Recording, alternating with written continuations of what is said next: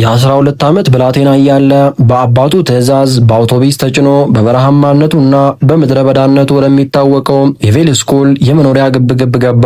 ካምፑ የኤለን መስክን እንዲሁም የሌሎችን የዓለማችንን ተጽዕኖ ፈጣሪ የሆኑ ሰዎችን የህይወት ታሪክ በመጻፍ ይታወቃል ይለናል ዋልተር አይሳክሰን። ካምፑ ህፃናት ጨካኝና ስርዓት አልበኛ እንዲሆኑ የሚያለማመድ ነው። ኤለን መስክና ወንድሙ ካምፕ እንደደረሱ ህይወታቸውን ለማቆየት የሚረዳ ትንሽ ምግብና ውሃ ይሰጣቸው ነበረ። ጉልበታሞች ከተሰጣቸው ምግብ ላይም ይቀሟቸው ነበረ። እነሱም ምግባቸውን ላለማስቀማት ያልሞት ባይ ተጋዳይ እንዲሆኑ ይገደዳሉ።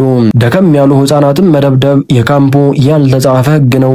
ታላላቆቹ የታናናሾቻቸውን ፊት በቦክስ አናፍተው ያችን የህይወት አድን ምግብ መቀማት ያልተጻፈ ህግ ነው። ቀጫጫው ኤለን መስክም ከአንድም ሁለት ጊዜ ቡጢ ቀምሷል። በረሃብና በውሃ ጥም 10 ኪሎ ቀነሰ ይለናል የኤለን መስክ ታናሽ ወንድም።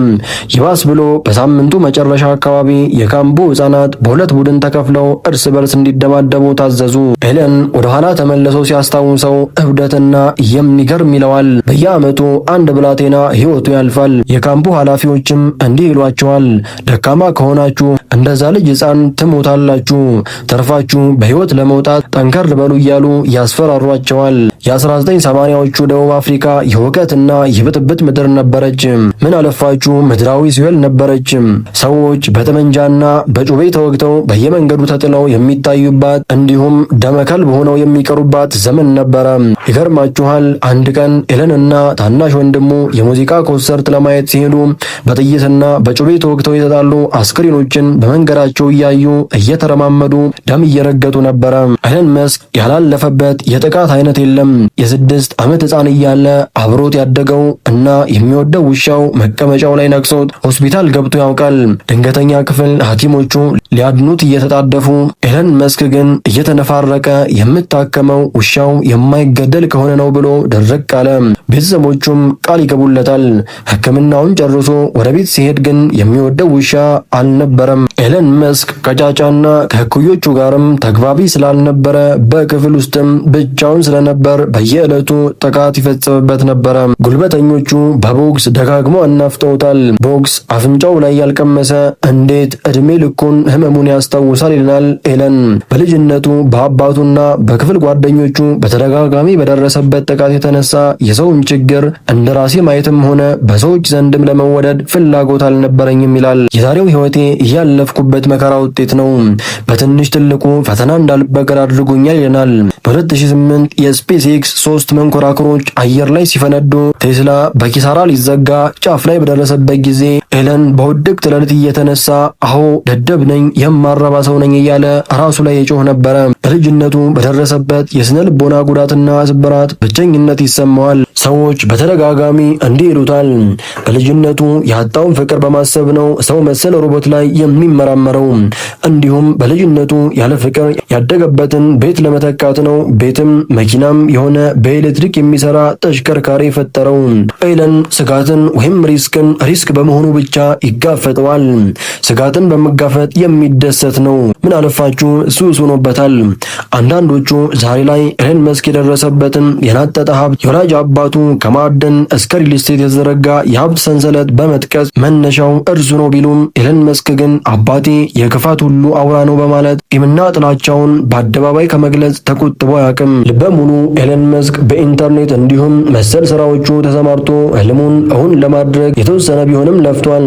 የተለያዩ ቀጣሪ ድርጅቶችን በር ደጋግሞ ቢያንኳካም የሚከፍትለት ግን አላገኘም ነበር። ስራ ፈልጎ ማግኘት ያቃተው ኤለን መስክ ታዲያ አንድ ቀን እንደምንም ብሎ የራሱን ድርጅት ለማቋቋም ወሰነ። በነገሩ ዙሪያም ከወንድሙ ኪምባል ጋር መከረ።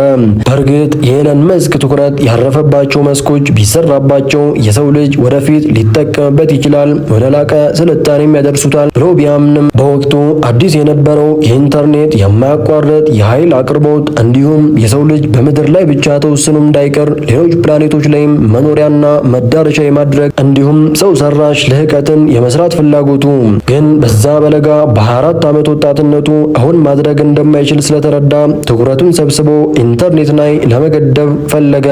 እናም በትምህርት ያገኘውን እውቀት ወደ ስራ የመቀየር ሂደቱን አህዱ ያለበትን ጽሑፍን ከጋዜጣ ወደ ዲጂታል የሚቀይረውን ዚፕ ዚፕቱ የተባለውን ሶፍትዌር አበለጸገ። በሰዓቱ የኢንተርኔት ኢንዱስትሪ ገና በዳዴ ላይ የነበረበት ጊዜ ቢሆንም ኤለን መስክ ግን በልጅነቱ ራሱን በማስተማር ያደገበትን የጌም ሶፍትዌር ኮድ በመጻፍ ጠቅላላ እውቀት የሰበሰበበት ነበረና የግሉን ድርጅት እንዲያቋቁም ምክንያት ሆነው ድርጅቱንም ዚፕቱ ሲል ሰየመው። ከተወሰነ ጊዜ በኋላም ዚፕቱ የተባለውን ሶፍትዌር ለሽያጭ አቀረበ።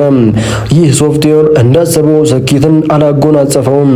እንዲያውም በተቃራኒው ከባድ ቀውስ ውስጥ ከተተው።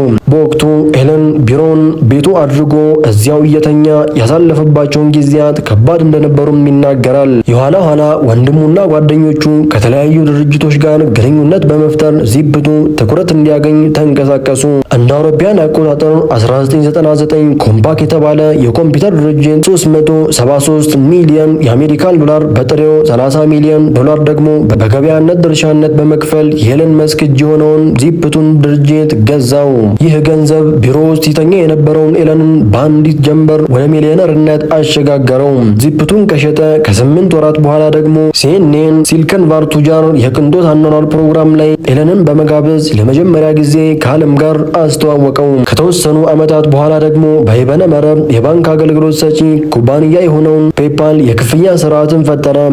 ይህ ድርጅት በኦንላይን ስራ አማካኝነት እንደ ባንክ ያሉ ተቋማት የክፍያ ስርዓታቸውን በጥሬ ገንዘብ ከማድረግ ይልቅ በኢሜይል እንዲከፍሉ የሚያስችላቸው ነበረ። ይህንን የአገልግሎት ፈጠራውን ከቆይታ በኋላ ኢቤይ ለተባለ ኩባንያ በ1.5 የአሜሪካን ዶላር መሸጡ ደግሞ ዛሬ ላይ ለተደላደለበት የቢሊዮነር ማማ መሰረት እንደጣለለት ይናገራል። ኤለን መስክ ዛሬ ላይ ባልተለመደ ሁኔታ በአንድ ዓመት ብቻ 11 ቢሊዮን የአሜሪካን ዶላር ግብር የከፈሉ ኩባንያ ባለቤት ነው። ለጠፈሩ ዓለም ደግሞ ኤለን መስክ የስፔስ ኤክስ ሀብትን ወልዶ ወደ ህዋ የምታደርስ አድርሳም የምትመልስ ታክሲን፣ ለምድሩ ዓለም ደግሞ ወጪና ነዳጅ ቆጣቢ መኪኖችን በምድር ላይ መፈጠር አለባቸው በማለት ቴስላን የፈጠረው ኤለን መስክ ሶስተኛው የዓለም ጦርነት ቢፈጠርም አሊያም እንደ ዳይኖሰር ያለ እንግዳ ፍጥረት ዓለምን ጨርሶ ቢያጠፋም ህይወት ማርስ ላይ መቀጠል አለበት በሚለው አቋሙ ስፔስ ኤክስ የተባለውን በጠፈር ሳይንስ ዙሪያ አተኩሮ እየሰራ ያለውን ተቋም ለመስራት መነሳቱን ይገልጻል። ውድና የተከበራችሁ የአንቶልድ ያልተነገረ ቤተሰቦቻችን የዛሬው ፕሮግራማችን ይህን ምስል ነበረ። ስለተከታተላችሁን እናመሰግናለን።